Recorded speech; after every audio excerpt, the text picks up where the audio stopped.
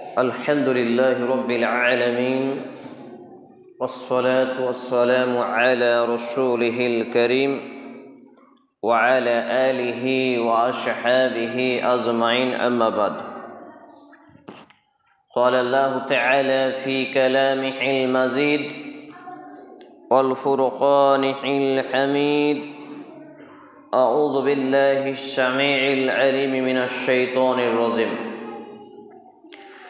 يا أيها الذين آمنوا كتب عليكم الصيام كما كتب على الذين من قبلكم لعلكم تتقون وقال الله تعالى شهر رمضان الذي أنزل فيه القرآن هدى للناس وبينات من الهدى والفرقان الآية عن أبي هريرة رضي الله تعالى عنه عن النبي صلى الله عليه وسلم قال من قام ليلة القدر إيمانا واحتسابا غفر له ما قدم من ذنبه ومن صام رمضان إيمانا احتسابا غفر له ما قدم من ذنبه رواه البخاري بسند صحيح رب اشرح لي صدري ويسر لي أمري واحلل عقدة من لساني يفقهوا قولي ربي أشر ولا تؤشر وتمم بالخير ربي زدني علما রব্বে জিদনি ইলমা রব্বে জিদনি ইলমা। সমস্ত প্রশংসা গুণগান গুণকীর্তন হামদ শানা একমাত্র আল্লাহ রাব্বুল আলামিনের জন্য, যিনি এক এবং একক ওয়াহদাহু লা শারীক, খালিক এবং মালিক। যে আল্লাহ রাব্বুল আলামিনের প্রশংসার ধারা শেষ করা অসম্ভব। আমরা তারই শেখানো ভাষা দিয়ে তার সংক্ষিপ্ত একটি বাক্য দ্বারা সমস্ত প্রশংসার শামিল হব। আমরা আন্তরিকতার সাথে পাঠ করব। আসুন বলি ফেরি আলহামদুলিল্লাহ। অতঃপর অসংখ্য দরুদ ও সালাম শান্তির ধারা বিবর্ষিত হোক আখিরি নবীন নবী রাহমাতুল লিল আলামিন মা আমিনার লাল মরুর দুলাল মুহাম্মদুর রাসূলুল্লাহ সাল্লাল্লাহু আলাইহি ওয়াসাল্লামের প্রতি আমরা বলি আল্লাহুম্মা সাল্লি আলাইহি আল্লাহুম্মা বারিক আলাইহি সাল্লাল্লাহু তাআলা আলাইহি ওয়াসাল্লাম। আনা তালিব ইলম, আমি একজন ইসলামের নগণ্য ছাত্র হিসাবে আজকের জুমার খুতবার আলোচনার বিষয় হলো মাসায়েলে সিয়াম, রমাজান ও সমাজ। উল্লেখিত বিষয়ের প্রতি পবিত্র কোরআনের এবং সেই সুন্নাহ ভিত্তিক এক গুরুত্বপূর্ণ তথ্য ও তথ্যবহুল বিবরণের আপ্রাণ প্রচেষ্টা রাখছি ইনশাআল্লাহুল আজিজ। ওমা তৌফিকে ইল্লা বিল্লাহ আলাইহি তাওয়াক্কালতু ওয়া ইলাইহি উনীব। আলোচনা শুরু করার আগে আপনাদের সঙ্গে কয়েকটি কথা।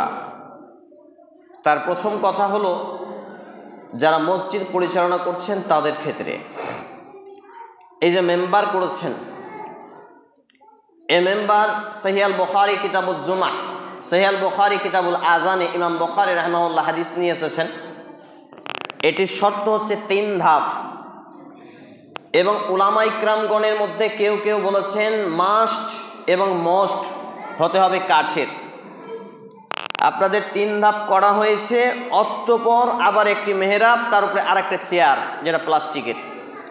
যদিও কোনো কোনো উলামা ইকরামগণ বলেছেন যে কাঠ ছাড়া অন্যান্য কিছু জায়েজ, সেটা অনেক ভাবনার পরে, কিন্তু যেটা সরাসরি নবী মুহাম্মদুর রাসূলুল্লাহ বলি সাল্লাল্লাহু আলাইহি ওয়াসাল্লামের কল, সেটা হচ্ছে কাঠের।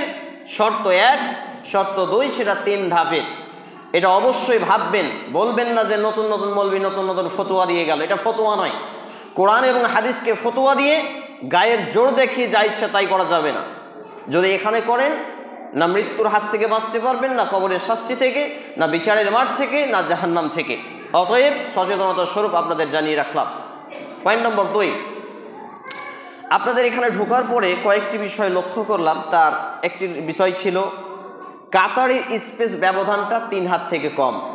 সহিহ আল বুখারী কিতাবুস সালাহ হাদিস নাম্বার 506 আপনি যদি খুলে দেখেন তাহলে কাতারের ডিস্টেন্স আপনাকে রাখতে হবে 3 হাত, 4.5 ফিট, সর্বোচ্চ 3.5 হাত। এক ভাইকে দেখলাম এইখানে মেহরাবের সামনে তিনি সলাহ সুন্নাহ আদায় করছিলেন, কিন্তু তার এবং দেওয়ালের ব্যবধান ছিল প্রায় 6 হাত থেকে 5 হাত। এখানে উলামা ইকরামগণ কয়েকটি মত পোষণ করেছেন। সুতরা, যেটা অনেকেই বলেছেন মসজিদে সুতরা নেই এবং সুতরা মসজিদে লাগে না, কিন্তু সর্বোচ্চ বিশুদ্ধ মত, আমার এই বিষয়ে লিখনই আছে, দেখবেন 2-4 বছর আগেকার, ফেসবুকেও আছে, এখন তো এই বিষয় নিয়ে বিভিন্ন সাইটদের মধ্যে একটা তোলপাড় চলছে। সর্বক্ষেত্রেই সূত্রা হচ্ছে অজীব, বাধ্যতামূলক। সূত্রা ছাড়া সালাত আদায়ের আদেশ নবী মুহাম্মদ রাসূল সাল্লাল্লাহু আলাইহি ওয়াসাল্লাম করেননি, এবং এর ব্যবধানটা আনুমানিক 3 হাত, এর উপরে 3.5 হাত, এর বেশি দূরত্ব নেওয়া যাবে না।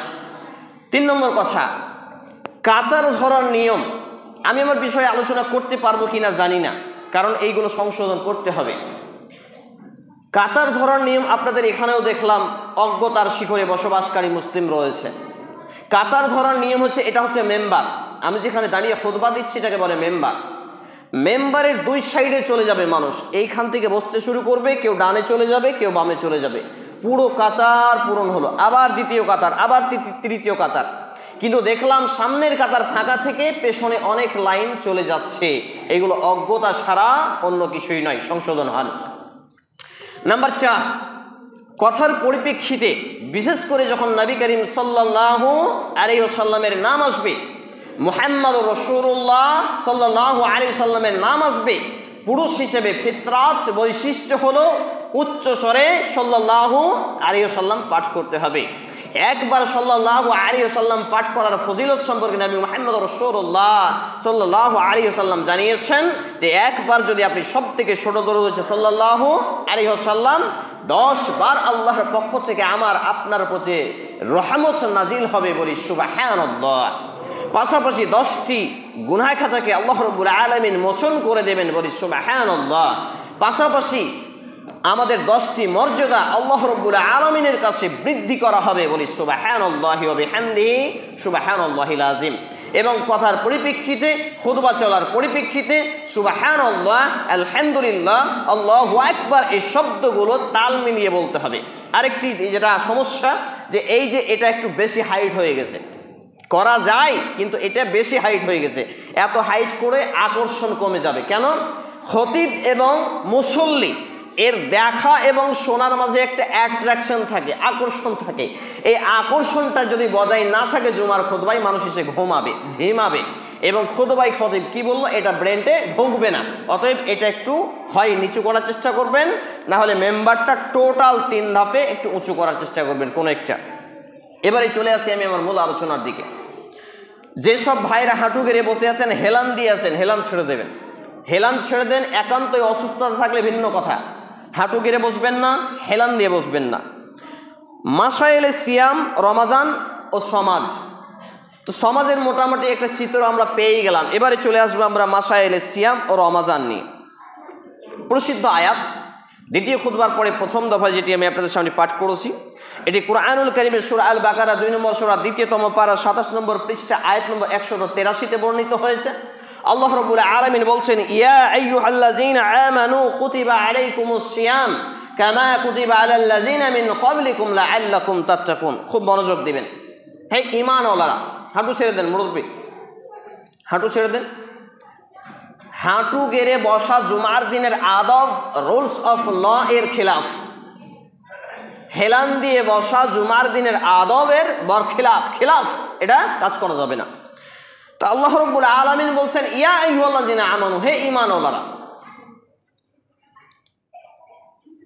ইয়া আইয়ুহাল্লাযীনা আমানু কুতিবা আলাইকুমুস সিয়াম কামা কুতিবা আলাল্লাযীনা মিন ক্বাবলিকুম লাআল্লাকুম তাত্তাকুন। ইয়া আইয়ুহান নাস বলা হলো না, ইয়া আইয়ুহাল মুমিনুন বলা হলো না, ইয়া আইয়ুহাল কাফিরুন বলা হলো না, অর্থাৎ ইয়া আইয়ুহাল্লাযীনা আমানু, ঈমানওয়ালা বলা হলো। আমাদের অধিকাংশ উলামায়ে কিরাম ঈমানওয়ালাদেরকে মুমিন বানিয়ে ফেলে। আমি বিগত 22 বছর ধরে স্টাডিজ করে যেটুকু পেয়েছি, ঈমানদার এবং মুমিন দুটি ভিন্ন বিষয় এবং আলাদা সব টপিক। ঈমানওয়ালা তারা যারা বলে আশহাদু আল্লা ইলাহা ইল্লাল্লাহ ওয়া আন্না মুহাম্মাদুর রাসূলুল্লাহ, আমি সাক্ষ্য দিচ্ছি আল্লাহ ছাড়া সত্য কোনো ইলাহ উপাস্য নেই, আর নবী মুহাম্মাদুর রাসূলুল্লাহ বলি সাল্লাল্লাহু আলাইহি সাল্লাম হলেন আল্লাহর প্রিয় বান্দা, নবী এবং রাসূল। এরা হলো ঈমানওয়ালা। কিন্তু মুমিন কারা? মুমিন হলো তারা, সূরা আল মুমিনুন 1 থেকে 5টি আয়াত পড়ুন। কদ আফলাহাল মুমিনুন, মুমিনরা সফল হয়ে গেছে। তাহলে মুমিনরা সফল হয়ে গেছে, কিন্তু ইমানদাররা সফল হয়ে গেছে এমন কোনো কথা কুরআনুল কারীমে 30 পারায় 114টি সূরার মধ্যে 6236টি আয়াতের মধ্যে আমার জানা নেই। অর্থাৎ মুমিন এবং ঈমানওয়ালা এটি দুটি আলাদা টপিক, আলাদা ম্যাটার। ঈমান আনয়নের পরে মুমিন হতে হয়, কিন্তু প্রত্যেক মুমিন ঈমানদার, কিন্তু প্রত্যেক ঈমানদার মুমিন নয়। ব্যাপারটি নিয়ে প্রচুর পড়াশোনা করার প্রয়োজন আছে। আলেমদেরই এই বিষয়টা অজানা, আমি দেখেছি অনেকের মধ্যে। তো আল্লাহ রাব্বুল আলামিন ঈমানওয়ালাদেরকে ডাক দিয়ে কি বললেন? কুতিবা আলাইকুমুস সিয়াম, তোমাদের উপরে রমজান মাসের সিয়াম, যেটাকে আমরা রোজা বলে জানি, সিয়ামকে ফরজ করা হয়েছে, যা তোমাদের পূর্ববর্তী লোকেদের উপরে ফরজ করা হয়েছিল। কেন? লাআল্লাকুম তাত্তাকুন, যাতে করে তোমরা পরহেজগারী মুত্তাকি মানে প্রকৃত মুমিন হতে পারো, পরহেজগারীর পথ অর্জন করতে পারো। তাহলে দেখেন, মুমিনকে কি আবার মুমিন হতে বলা হয়েছে? ঈমানদারকে মুমিন হতে বলা হয়েছে, ঈমানদারকে পরহেজগার হতে বলা হয়েছে। অর্থাৎ এই আয়াতে কারিমাও প্রমাণ করে ঈমানদার এবং মুমিন একটি ভিন্ন বিষয়। ঈমানদার থেকে আরও অনেক উঁচুতে যারা গেছে তারা হলো মুমিন, আর মুমিনরা হয়ে গেছে সফল। সূরা আল মুমিনুন আয়াত 1, 23 নম্বর সূরা। অর্থাৎ যে ব্যক্তি মুমিন হতে পারে সে ব্যক্তি জান্নাতে যাবে ইনশাআল্লাহ, জাহান্নাম থেকে বাঁচবে। কিন্তু যে ব্যক্তি শুধু ঈমানওয়ালা, সে একদিনের জন্য হলো জাহান্নামের শাস্তি খাটবে। তাহলে আল্লাহ রাব্বুল আলামিন পরহেজগারী মুত্তাকির পথ অর্জন করার জন্য এ রমজান মাসের সিয়ামকে পূর্ণ মাস প্রত্যেকটা ঈমানওয়ালাকে, যারা আল্লাহকে এক বলে স্বীকারোক্তি দিয়েছে, নবী মুহাম্মদুর রাসূলুল্লাহ সাল্লাল্লাহু আলাইহি সাল্লামকে নবী রাসূল বলে মানে, এবং ঈমানের যে 6টি রুকুন আছে এর প্রতি ঈমান আনয়ন করেছে, বিশ্বাস স্থাপন করেছে, পুঙ্খানুপুঙ্খানুভাবে মান্যতা করে, এদেরকে ডাক দিয়ে আল্লাহ রাব্বুল আলামিন কি বললেন? যে এই রমজান মাসের সিয়ামের মাধ্যম দিয়ে তোমরা আল্লাহ রাব্বুল আলামিনের পথে চলে মুহাম্মদুর রাসূলুল্লাহ সাল্লাল্লাহু আলাইহি সাল্লামের আদর্শে আদর্শিত জীবন গঠন করে পরহেজগারী অর্জন করতে পারবে। সুবহানাল্লাহ। সূরা আল বাকারা 2 নম্বর সূরা, 2ম পারা, 27 নম্বর পৃষ্ঠা, আয়াত নম্বর 183। এবারে চলে আসি আমি দ্বিতীয় খুতবার পরে দ্বিতীয় দফায় যে আয়াতে কারিমা আমি আপনাদের সামনে পাঠ করেছিলাম। আল্লাহ রাব্বুল আলামিন বলছেন এক ধাপ এগিয়ে গিয়ে, শাহরু রমাদান আল্লাযী উনজিলা ফীহিল কুরআনু হুদাল লিন-নাসি ওয়া বায়িনাতিম মিনাল হুদা ওয়াল ফুরকান। আল্লাহ তাআলা বলছেন, রমজান মাস হলো সেই মাস যেই মাসে নাজিল করা হয়েছে কোরআন। এই রমজান মাস যেটা চলমান, এই রমজান মাস আজকে 6 রমজান, এই মাসেই কোরআনকে নাজিল করা হয়েছিল, এবং এটা মানুষের হেদায়েতের জন্য, মানুষের হেদায়েতের জন্য এবং সৎ পথের যাত্রী হওয়ার জন্য, সৎ পথের যাত্রীদের জন্য সুপথ প্রদর্শন বা পথ নির্দেশ দানকারী এবং ন্যায় অন্যায়ে পার্থক্যকারী হিসাবে নির্বাচন করা হয়েছে। অর্থাৎ যে জীবন বিধান কুরআনুল কারীম বিসমিল্লাহর বাদ থেকে মিনাল জিন্নাতে অন্নাসের সিন পর্যন্ত যে কুরআনুল কারীম আমাদের সামনে মজুদ রয়েছে, যেটাকে আমরা অজ্ঞতার শিখরে বসবাস করার ফলে, নির্বুদ্ধিতার শিখরে বসবাস করার ফলে, মূর্খ ধর্মীয় জ্ঞানহীন জ্ঞানপাপী হওয়ার ফলে আজকে আমাদের বাড়িতে, মসজিদে, আলমারিতে জুজদানে ল্যাপটিয়ে পেঁচিয়ে শোকেসে গোডরেজে রাখা থাকে। এই কোরআন আমার এবং আপনার প্রথম কথা ছিল যে এই কোরআন আমাকে এবং আপনাকে হেদায়েতের পথ দেখাবে, হেদায়েতের পথ দেখাবে, যেটা শুরুতে আল্লাহ রাব্বুল আলামিন চ্যালেঞ্জ করেছেন। সূরা আল বাকারা 2 নম্বর সূরার 2 নম্বর আয়াত, 1ম পারা, 1ম পৃষ্ঠা। আল্লাহ তাআলা বলছেন, যালিকাল কিতাবু লা রাইবা ফীহি হুদাল লিল মুত্তাকিন। এই কিতাবে কোনো জালিয়াতি নেই, ডুপ্লিকেটই নেই। আরে জালিয়াতি ডুপ্লিকেটই থাকা তো বহু দূর কি বাত, এই জালিয়াতি ডুপ্লিকেটে আছে বলে সন্দেহ পর্যন্ত নেই বলি সুবহানাল্লাহ। অথচ এই কোরআন আমি আর আপনি হেলায় অভয়ালাই না পড়ে কাটিয়ে দিই। দিন রাত চায়ের দোকানে বসে আড্ডা পিটি সময় মিলে যুবকরা আজকে free fire, PUBG, YouTube, Vivo, reels, Vigo, WhatsApp, কত কিসের মাধ্যম নিয়ে তার জীবনকে অতিবাহিত করে। বেলাকে বেলা, ঘন্টাকে ঘন্টা, দিবা রাত্রি সময়কে অতিবাহিত করার সুযোগ হয়। ফুটবল, ক্রিকেট থেকে শুরু করে এভরি টাইম তারা নষ্ট করে ফেলে, এভরি সেকেন্ড তারা নষ্ট করে, এভরি হাওয়ার্স, ঘন্টা, এভরি ডে, এইরকম করে তারা দৈনন্দিন জীবনে সেকেন্ড, মিনিট, ঘন্টা করে দিন রাত সপ্তাহ মাস বছরকে অতিবাহিত করে তারা তাদের জীবনকে নিয়ে চলে যায় কবর পানে, কিন্তু তাদের জীবনে কোনো পরিবর্তন আনে না। লা হাওলা ওয়ালা কুওয়াতা ইল্লা বিল্লাহ। অর্থাৎ এই হচ্ছে আমাদের সমাজ। তো মাসায়েল সিয়াম ও রমাজান এবং সমাজ কেন্দ্রিক কথা বলতে গিয়ে যে বিষয়টি আমরা 2 নম্বর পয়েন্ট হিসাবে পাচ্ছি, যে এই কোরআন আমাকে এবং আপনাকে সঠিক পথ দেখাবে, কোনটা ভালো এবং কোনটা মন্দ, কোনটা ন্যায় এবং কোনটা অন্যায়, এর পথ বাতলিয়ে দিবে আর হেদায়েত দান করবে, সুস্পষ্ট পথের নির্দেশ দিবে, যেই পথ চলে গেছে সোজা জাহান্নাম থেকে বেঁকিয়ে জান্নাতে দিকে। বলি সুবহানাল্লাহ। আমরা জান্নাত পেতে চাই সবাই, কিন্তু জান্নাতের কর্ম করতে চাই না। এই যে রমজান মাস চলমান, এই রমজান মাসে কি পাপের মাত্রা কমেছে আমাদের সমাজে? এই রমজান মাসে কি অন্যায় অপকর্ম কমেছে আমাদের মাঝে? এই রমজান মাসে কি আমরা আল্লাহর ইবাদতে মশগুল হতে পেরেছি? এই রমজান মাসে কি আমরা আল্লাহ প্রদত্ত বিধান নিয়ে জীবনযাপন করতে পেরেছি? এই রমজান মাসেও কি এই কোরআনকে আমরা একটা সূরা হলেও প্রত্যেক দিন পড়তে পেরেছি? এর থেকে হতভাগ্য, এর থেকে ধ্বংসশীল জাতি আর কে হতে পারে, যার কাছে এমন এক গ্রন্থ রয়েছে যেই গ্রন্থ দিয়ে সে বিশ্ব জয় করতে পারে, বিশ্ব শাসন করতে পারে, বিশ্বের মানুষকে শান্তি দিতে পারে, যেই জীবন এই পার্থিব জীবন থেকে ইহকালীন শান্তি এবং পরকালীন জীবনে পরকালীন মুক্তি লাভে ধন্য হতে পারে। এই নামধারী মুসলমানরা আজকে নিজেদের জীবনকে কোন পথে ঠেলে দিচ্ছে আমাদের বিবেচনা করার প্রয়োজন নেই? অবশ্যই প্রয়োজন রয়েছে। আরে অন্যান্য জায়গায়, বিশেষ করে সৌদি আরবের মতো জায়গায় যখন রমজান মাস আসে দ্রব্যমূল্য কমে যায়, আমাদের এলাকায় দ্রব্যমূল্য বেড়ে যায়। কেন? আমরা রমজান মাসে পেটুক হয়ে যাই। আজকে আপনাদের মসজিদে 415 নম্বর মসজিদে খুতবা, ইল্লা মাশাআল্লাহ ফালিল্লাহিল হামদ, 414টি মসজিদে ইতিপূর্বে খুতবা প্রদান করেছি। রমজান মাসে প্রায় একটি মাসালা মানুষের সামনে বলে এসেছি যে রমজান মাসে পানি আর খেজুর থাকলেই আপনার যথেষ্ট। খেজুর খাওয়া সুন্নাহ, পানি না হলে জীবন বাঁচবে না। কিন্তু এই তরমুজ, শসা, লেবু, 12 ফ্যাতাঙ্গের আইটেম দিয়ে আপনার ইফতারি করতে হয়। আপনাকে বুঝতে হবে যে রমজান আপনার মূল্যায়ন হচ্ছে না, রমজান নিয়ে আপনি ভণ্ডামি করছেন, রমজানে আপনি পেটুক সেজে বসে আছেন, আপনি ভুঁড়ি ভোজে ব্যস্ত আছেন। এই রমজানে নবী মুহাম্মদ রাসূলুল্লাহ সাল্লাল্লাহু আলাইহি সাল্লাম দান সাদকায় এত অংশ নিতেন যে ঝঞ্ঝা বায়ুর থেকে গতি তার বেশি ছিল। আল্লাহু আকবার, সুবহানাল্লাহ। আপনার দরজায় একটা মিসকিন ফকির এলে পকেটে যদি 10 টাকা নোটটা বেরিয়ে আসে, আবার ওইটা ভরে 2 টাকা কয়েন খুঁজেন কোথায় আছে, পকেটের কোন কোনায় লুকিয়ে আছে। তাহলে আপনি আপনার ঈমানকে একবার প্রশ্নবিদ্ধ করুন যে আমার ঈমানটা আসলে কি কোরআন এবং সুন্নাহ মোতাবেক হয়েছে, নবী মুহাম্মদুর রাসূলুল্লাহ সাল্লাল্লাহু আলাইহি সাল্লামের আদর্শে আদর্শিত হয়েছে, নাকি খাও দাও মাস্তি করো, টাকা পয়সা কামাই করো, দুনিয়াটা মস্ত বড়, এই নাস্তিকবাদী স্লোগান নিয়ে আমি আর আপনি জীবন কাটাচ্ছি। একটু আমাদের এখানে কমন সেন্সটাকে জাগ্রত করতে হবে। এবারে চলে আসি যে রমজানের ফজিলত খুবই রয়েছে, কিন্তু এই রমজানের ফজিলত আমরা অর্জন করতে পারি না, যদিও আমরা দিনে সিয়াম এবং রাতে কিয়ামের দাবিদার।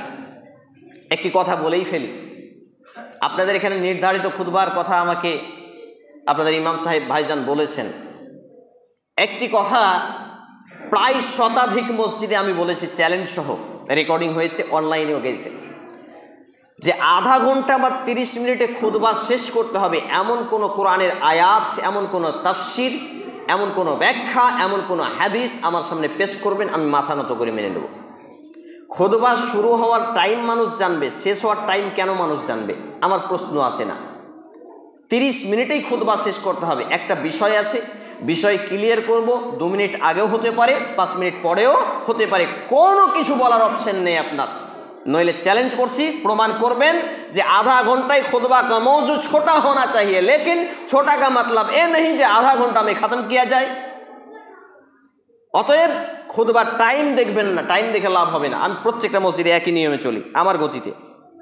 সম্মানিত উপস্থিতি ভাই এবং বন্ধুগণ, তাহলে এই রমজান নিয়ে দ্বিতীয় খুতবার পরে তৃতীয় নম্বরে প্রথম যে হাদিস আমি আপনাদের সামনে পাঠ করেছি, আন আবি হুরায়রা রাদিয়াল্লাহু তাআলা আনহু আনিন নবী সাল্লাল্লাহু আলাইহি ওয়াসাল্লাম قال من قام ليلة القدر إيمانا واحتسابا غفر له ما قدم من ذنبه ومن صام رمضان ঈমানান ওয়া ইহতিসাবান গুফিরা লাহু মা কদ্দামা মিন জামবি। অর্থাৎ আবু হুরায়রা রাদিয়াল্লাহু তাআলা আনহু তিনি বলছেন, নবী মুহাম্মদ রাসূলুল্লাহ সাল্লাল্লাহু আলাইহি ওয়াসাল্লাম বলেছেন, কেউ যদি লাইলাতুল কদরের রাত্রি জাগরণ করে ঈমানের আশায়, সওয়াবের উদ্দেশ্যে, ঈমানের আশায়, ঈমানের সহিত সওয়াব নেকির উদ্দেশ্যে, ঈমান সাথে করে নেকির ইচ্ছা নিয়ে কেউ যদি লাইলাতুল কদরের রাত্রি জাগরণ করে আল্লাহ রাব্বুল আলামিনের ইবাদতে মশগুল থাকতে পারে, দুনিয়ার ধ্যান সেরে আল্লাহকে আপন করে নিতে পারে, তাহলে আল্লাহ রাব্বুল আলামিন তার পূর্বেকার সমস্ত পাপকে মাফ করে দেন, বলি সুবহানাল্লাহ। কিন্তু না আমাদের ঈমান আছে ওই পর্যায়ের, না আমাদের নেকির আশা আছে। এই ছেলেরা, এই জুমার খুতবায় কথা বলছো, অর্থাৎ যারা আমরা রাত্রি জাগরণ করি, রাত্রি জাগরণ করে আমরা কি করি? চায়ের আইটেম করি, মুড়ির আইটেম করি, পায়েসের আইটেম করি, এখন অনেক জায়গায় বিরিয়ানির আইটেম চলে। নাউযুবিল্লাহি মিন যালিক, হাদাহুমুল্লাহ। এগুলো সবই নাজায়েজ বিদআত কার্যক্রম। এই লাইলাতুল কদর উপলক্ষে আপনার গলা তৃষ্ণা পেলে, আপনার তৃষ্ণা পেলে পানি ছাড়া একটা বিস্কিটের আয়োজন করা যাবে না। যদি আপনি করেন তাহলে আপনি লাইলাতুল কদরকে ভণ্ডামিভাবে পরিচালনা করছেন। অতএব সচেতন হন, এই লাইলাতুল কদরে আল্লাহর ইবাদত দিয়ে শুরু করবেন, সর্বক্ষণ চালানোর চেষ্টা করবেন সবথেকে বেশি সলাতের মাধ্যমে। কিসের মাধ্যমে? সলাতের মাধ্যমে। কিয়ামুল লাইল, কিয়াম মানে দাঁড়ানো, লাইল মানে রাত্রি, রাতের সলাতে দাঁড়ানোর মাধ্যম নিয়ে। বলবেন মৌলভী সাহেব আমি তো তেমন সূরা জানি না যে লম্বা লম্বা সূরা পড়ব। আজকে আমাদের সমাজে বিষয়টি আসছি, যেই সব আপনাদের এখানে মসজিদে তারাবি কত মিনিটে হয় ভাইজান? তারাবি জি 50 মিনিট। প্রায় জায়গায় আমি অনেক ইমাম সাহেব ভাইদেরকে জিজ্ঞেস করেছি, ভাইজান তো বলছে আমার কিছু করার নেই, মসজিদ কমিটির চাপ। কালকেই দেখলাম ফেসবুকে একটা তারাবি 1.5 ঘন্টা লাগানোর জন্য মসজিদ থেকে ইমামকে বের করে দিয়েছে। লা হাওলা ওয়ালা কুওয়াতা ইল্লা বিল্লাহ। আপনি এমন একটা কোরআনের আয়াত তো দূরের কথা একটা হাদিস দেখাতে পারবেন যেখানে তারাবির বর্ণনা রয়েছে এই মাত্র 1 ঘন্টা 1.5 ঘন্টার মধ্যে? হানাফি বিদ্যান প্রফেসর ডক্টর আব্দুল্লাহ জাহাঙ্গীর রাহিমাহুল্লাহ, তিনি মৃত্যুবরণ করেছেন 2016 সালে। তিনি বলে গেছেন সেই সময়, আজ থেকে প্রায় 1 যুগ আগে, মানে 12 বছর আগে, তিনি কি বলে গেছেন যে 3 ঘন্টার নিচে কোনো মানুষ যদি তারাবি পড়ে তাহলে এই তারাবি সহিহ সুন্নাহ মোতাবেক বাতিল বাতিল বাতিল। আপনি খণ্ডন করে দিয়ে আসেন দেখি। 3 ঘন্টার নিচে কেউ যদি তারাবি পড়ে এটা সহিহ হাদিসের বিরোধী, এটা তারাবি নয়, এটা তাড়াতাড়ি নামাজ। এখন আমাদের সমাজে 5G চলছে, কিন্তু তারাবির স্পিড চলে 7G, 5G থেকে 2G আরও এগিয়ে আছে। ইন্না লিল্লাহি ওয়া ইন্না ইলাইহি রাজিউন। আমি সেটাকে সর্বনিম্ন চারিদিক মিলিয়ে গবেষণা করে সেই সময়ের মুসলিমদের ঈমান, আমাদের ঈমানকে যাচাই বাছাই করে নবী মুহাম্মদুর রাসূলুল্লাহ সাল্লাল্লাহু আলাইহি সাল্লামের কিয়ামুল লাইল, রাতের তারাবি 3 দিন পড়েছেন, ঠিক আছে, কিন্তু 4র্থ দিন কেন পড়েননি এর বর্ণনা ওখানে আছে। আমাদের আলেম সমাজের অনেকেই পড়ে না ব্যাপারটা এবং ওটা ছুপিয়ে রাখে। সেই কিয়ামুল লাইল 6 থেকে 7 ঘন্টা, 5 থেকে 7 ঘন্টা, কোনো কোনো বর্ণনা অনুপাতে 8 ঘন্টা 9 ঘন্টা পর্যন্ত পাওয়া যায়। তাহলে এই ছিল নবী মুহাম্মদুর রাসূলুল্লাহ সাল্লাল্লাহু আলাইহি সাল্লামের তারাবি বা কিয়ামুল লাইল। আমাদের ধৈর্য নেই, ঠিক আছে, 2 রাকাত পড়েন না আপনি, আপনাকে 8 রাকাতই পড়তে হবে। কে বলল? এশা সহ আমার এলাকায় এশা সহ 40 মিনিটে তারাবি শেষ হয়ে যায়, 30 মিনিটে তারাবি শেষ হয়ে যায়। 17 রাকাত, 11 রাকাত তারাবি এই বেতের সহ, আর রাতের এই যে এশার ফরজ 4 রাকাত, আর ওইদিকে 2 রাকাত সুন্নাত। এত কিছু চলছে, এই বিষয়ে আমার প্রায় আধা ঘন্টার উপরে 3টি টপিক ইউটিউবে বক্তব্য আছে, দেখে নেবেন। আমি চ্যালেঞ্জ করেছি যে 2 ঘন্টার নিচে কোনো মুসলমানের বাচ্চা, কোনো আলেম, কোনো মুফতি, কোনো মুহাদ্দিস প্রমাণ করে দেখাবে যে 2 ঘন্টার নিচে তারাবি হয় কি করে। আমি তার কাছে শিখবো ইনশাআল্লাহ। এখনো কেউ সাহস জোগায়নি, ইনশাআল্লাহ কিয়ামত পর্যন্ত পারবে না। সম্মানিত উপস্থিতি ভাই এবং বন্ধুগণ, ঈমানটা মজবুত করুন। তারাবি আপনি 8 রাকাতই পড়তে হবে এমন নয়, 4 রাকাত পর পর বিরতি আছে, ওইটাও নেই। ইমাম সাহেবেরাও দেখছেন যে আমাদের তো নিরুপায়, কিছু করার নেই। সত্যি তাই, অনেক মসজিদের ইমামতি ছেড়ে দিয়েছেন। সেই দিন বাহাগলপুর গেলাম, বাহাগলপুরে ইমাম সাহেব বলছেন আমি এই জন্য তারাবি পড়াই না, এত ভণ্ডামি করে আমি চলতে পারবো না। উনি তারাবি পড়ান না, রমজান মাসে অন্য কেউ তারাবি পড়ান। সম্মানিত উপস্থিতি ভাই এবং বন্ধুগণ, তাহলে ঈমানের সহিত নেকির আশায় লাইলাতুল কদর জাগরণের পরে আল্লাহ রাসূল সাল্লাল্লাহু আলাইহি সাল্লাম তারপর বলছেন, ওয়ামান সামা রমাজানা ঈমানান ওয়া ইহতিসাবান গুফিরা লাহু মা কাদ্দামা মিন জামবি। আর যে ব্যক্তি ঈমানের সাথে নেকির আশা নিয়ে, সওয়াবের উদ্দেশ্য নিয়ে রমজান মাসের পূর্ণ সিয়াম তথা রোজা পালন করে, তার জীবনের সমস্ত গুনাহ খাতাকে আল্লাহ রাব্বুল আলামিন মাফ করে দেন, মিটিয়ে দেন। বলি সুবহানাল্লাহ। হাদিস বর্ণিত হয়েছে কিতাবুস সাওম, সিয়াম বা রোজা অধ্যায় 30 নম্বর অধ্যায়, এটি হাদিস নম্বর 1901 এবং 35। আধুনিক প্রকাশনী বুখারী হাদিস নম্বর 1766, ইসলামিক ফাউন্ডেশন বুখারী হাদিস নম্বর 1777 ক্রমিক নম্বরে। অর্থাৎ আল্লাহর রাসূল সাল্লাল্লাহু আলাইহি সাল্লাম এখানে আমাকে এবং আপনাকে যে বিষয়টি জানিয়েছেন, ঈমানের সাথে নিয়ে, ঈমানের সহিত আমাকে এবং আপনাকে রমজানের সিয়াম রাখতে হবে আর নেকির উদ্দেশ্যে। কিন্তু আমরা অনেক যুবক ভাইরা রোজা রাখে কি জন্য বলেন তো? রোজা যদি না রাখি তো খেতে তো পাবো না, বাড়িতে রান্না করবে না। আমি জিজ্ঞেস করেছি অনেকেই বলে যদি রোজা না রাখি তাহলে শ্বশুর শাশুড়ি কি বলবে, অনেকেই বলে অমুক কি বলবে, তমুক কি বলবে। তাহলে এইগুলো নিয়ে কোনো সওয়াব, কোনো নেকি আমার এবং আপনার হবে না। অতএব নিয়তটাকে পরিশুদ্ধ করুন, কারণ ইন্নামাল আমালু বিন্নিয়াহ, প্রত্যেকটা ভালো কাজের ফলাফল, প্রত্যেকটা নেকির রেজাল্ট আসবে আপনার নিয়তের উপরে। লাস্টে এই হাদিসটি বলে আলোচনা গুটিয়ে ফেলবো। সেটা হচ্ছে عن أبي هريرة رضي الله تعالى عنه قال سمعت رسول الله صلى الله عليه وسلم يقوم لي رمضان من قام إيمانا واحتسابا غفر له ما قدم من ذنبه। কেউ যদি ঈমানের আশা নিয়ে, ঈমানের সাথে, ঈমানকে সঙ্গে নিয়ে নেকির আশায় রমজানের রাতের কিয়াম,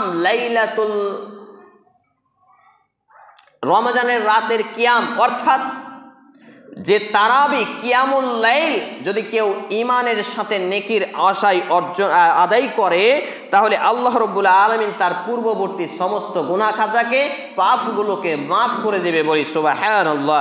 হাদিস বর্ণিত হয়েছে কিতাব আত-তারাবি অধ্যায়ের, এটি হচ্ছে 31 নম্বর অধ্যায়, হাদিস নম্বর 2008 এবং 35 রয়েছে হাদিসটি। আধুনিক প্রকাশনী বুখারী হাদিস নম্বর 1867, ইসলামিক ফাউন্ডেশন বুখারী 1879 ক্রমিক নম্বরে।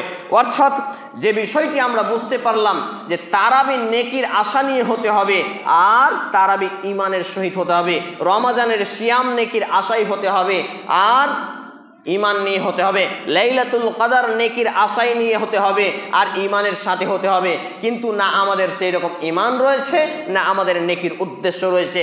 প্রত্যেকটা ক্ষেত্রে আমরা যা করি আমাদের এমন কর্মকাণ্ড, কারণ নবী মুহাম্মদ রাসূল সাল্লাল্লাহু আলাইহি ওয়াসাল্লাম বলছেন, যে ব্যক্তি সিয়াম থাকলো অথচ মিথ্যা কথা বলা ছাড়তে পারলো না, আরও যত রকম অশালীন কাজ, কথাবার্তা ছাড়তে পারলো না, এই ব্যক্তির পানাহার আল্লাহ রাব্বুল আলামিনের কোনো প্রয়োজন নেই। বলি নাউযুবিল্লাহি মিন যালিক। অসংখ্য মাসলা মাসাইল আছে যেগুলো আমার ইউটিউবে দীর্ঘায়িতভাবে আলোচনা করা আছে, পার্ট বাই পার্ট, রমজানের মাসাইল নামে, এবং বিভিন্ন প্রায় বিষয় নিয়ে কম বেশি আলোচনা আছে, প্রায় 1000টারও বেশি বক্তব্য আছে। আপনারা দেখতে পারবেন, উপকৃত হবেন ইনশাআল্লাহ তাআলা। এখান থেকে যে মেসেজটি আমি আপনাদেরকে দিতে চাই, যে আমাদের সমাজ এমন একটা অবস্থায় চলে গেছে, এই যে এত বড় মসজিদ নির্মাণ হয়েছে, এটা গর্বের আনন্দের বিষয় নয়। এই মসজিদে কতজন ফজরে মুসল্লি আছে 11 মাসে, ওইটা দেখার বিষয়। এখন তো রমজানে মোটামুটি হয়ে যায়। নাম্বার 2, এই মসজিদে মার্বেল টাইলস, এসি লাগানো, এটা সফলতা নয়। এই মসজিদে কোরআন এবং হাদিসের শিক্ষা ব্যবস্থা কতটা ডেভেলপ করা হয়েছে, এটা হচ্ছে বিষয়। নাম্বার 3, এই মসজিদে আরও চাকচিক্যময় আপনার মার্বেল টাইলস আর কার্পেট আর ইটা সেটা বিছানো, এমনটি, এটা সফলতা নয়। এই মসজিদে ইমামকে কতটা সম্মান করতে পারেন, ইমানের কতটা মূল্যায়ন রয়েছে, ইমানের তাকে হাদিয়া, তার যে মান্তলি বেতন উপযুক্তভাবে কতটা দিতে পারছেন, এটাই হচ্ছে বিষয়। কিন্তু আমরা সব জায়গায় অজ্ঞতার শিকরে বসবাস করছি, যার ফলে আমরা কোরআন এবং সুন্নাহর জ্ঞান না থাকার ফলে আমরা যা ইচ্ছা তাই ভাবে চলছি। অতএব আমাদেরকে সংশোধন হয়ে আসতে হবে। এই রমজান মাসে কোরআন শিক্ষার ব্যবস্থা করতে হবে যারা জানে না, আর যারা জানে তাদেরকে কোরআন বেশি বেশি পড়তে হবে, ইসলামী সাহিত্যগুলো চর্চা করতে হবে, ইসলামী সাহিত্য কিনতে হবে, পড়তে হবে, দান সাদকার হাত লম্বা করতে হবে, এটা সেটা করে আমাদের প্রত্যেকটা বিষয়ে এগিয়ে আসতে হবে। সময় পেরিয়ে গেছে। সম্মানিত উপস্থিতি ভাই এবং বন্ধুগণ, আমি এখানে আপনাদেরকে শেষ যে মেসেজ দিচ্ছি, যে আসুন আমরা পবিত্র কোরআন এবং সেই সুন্নাহর আলোকে আমাদের বাকি জীবনকে গঠন করি। আল্লাহ রাব্বুল আলামিন আগে আমাকে, তারপর উপস্থিত ভাই এবং বন্ধুগণকে, বাবা জীবনকে সেই পথে চলার, সেই পথের যাত্রী হওয়ার তৌফিক নসিব করুন। আমরা বলি আল্লাহুম্মা আমিন। হে আল্লাহ রাব্বুল আলামিন, আমরা যারা অসুস্থ, আমাদের পূর্ণাঙ্গ সেফাই কামিল আজিলা দিন, আমরা বলি আল্লাহুম্মা আমিন। হে আল্লাহ রাব্বুল আলামিন, আমরা যারা অভাবী, আমাদেরকে অভাব মুক্ত হালাল রুজি রোজগার দিয়ে যে রুজি রোজগারে বারাকা নসিব করুন, আমরা বলি আল্লাহুম্মা আমিন। হে আল্লাহ রাব্বুল আলামিন, আমরা যারা এখানে উপস্থিত হয়েছি আমাদের প্রত্যেকের ঈমানের দৃঢ়তাকে, ঈমানের জজবাকে বাড়িয়ে দিন, আমরা বলি আল্লাহুম্মা আমিন। হে আল্লাহ রাব্বুল আলামিন, আমাদের এখানে উপস্থিত হওয়ার ওসিলায় আমাদের প্রত্যেকটা নেক আমলকে কবুল করুন, আমাদের পাপগুলোকে মাফ করে দিন, আমরা বলি আল্লাহুম্মা আমিন। হে আল্লাহ রাব্বুল আলামিন, আমাদের যারা মুসলমান হয়ে মৃত্যুবরণ করছে, বাপ মা ভাই বোন আত্মীয় স্বজন কেউ বা কেউ পাড়া পড়োশি যে বা যারাই মুসলমান হয়ে মৃত্যুবরণ করেছে, আল্লাহ বিশেষ করে আমার মা এবং নানা নানি, আল্লাহ তাআলা আপনি তাদের জীবনের ভুল ত্রুটি ক্ষমা করুন, তাদের কবরে শান্তির বিছানা বিছিয়ে দিন, তাদেরকে জান্নাতুল ফিরদাউস নসিব করুন, আমরা বলি আল্লাহুম্মা আমিন। এ দাবি, এ দোয়া, এ দরখাস্ত মহান আল্লাহ সুবহানাহু ওয়া তাআলার সামনে রেখে আমরা আমাদের আলোচনা এখানেই টানছি। আল্লাহুম্মা সাল্লি আলা মুহাম্মাদিন ওয়া আলা আলি মুহাম্মাদ কামা সাল্লাইতা আলা ইব্রাহিম ওয়া আলা আলি ইব্রাহিম ইন্নাকা হামিদুম মাজিদ। আল্লাহুম্মা বারিক আলা মুহাম্মাদিন ওয়া আলা আলি মুহাম্মাদ কামা বারাকতা আলা ইব্রাহিম ওয়া আলা আলি ইব্রাহিম ইন্নাকা হামিদুম মাজিদ। সুবহানা রাব্বিকা রাব্বিল ইজ্জাতি আম্মা ইয়াসিফুন ওয়া সালামুন আলাল মুরসালিন ওয়া আখিরু দাওয়ানা আলহামদুলিল্লাহি রাব্বিল আলামিন। আসসালামু আলাইকুম ওয়া রাহমাতুল্লাহ।